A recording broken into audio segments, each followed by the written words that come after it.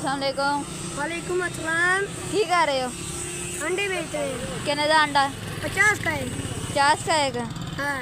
50 का तो कितने दे दो? कितने? दो। हाँ 100 के दो है। 100 के दो हैं। हाँ। कहाँ पे बेचने जाते हो? कभी पिंड चले जाते हैं, कभी शालीमार चौक में, जहाँ भी दिल करता है वहाँ पर चले जाते हैं। कितने अंडे बेचते हो? एक या दो ट्रे। कितने होते हैं एक ट्रे में अंडे? 30 अंडे एक ट्रे में होते हैं, दो ट्रे में 60 अंडे होते हैं। 60 अंडे होते हैं। अब अकेले जाते हो? नहीं, अकेले ही जाते हैं। अकेले जाते हो? हाँ। और कोई नहीं साथ होता? नहीं। डर नहीं लगता? डर किस लिए? और डर किस लिए लगना है? नहीं लगता डर? कितने सालों के हो? जितने भी 15 साल का हूँ। 15 साल के हो? हाँ। इतने छोटे? और आपके कोई भाई हैं?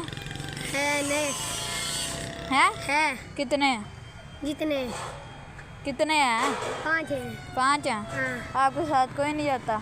जाते हैं।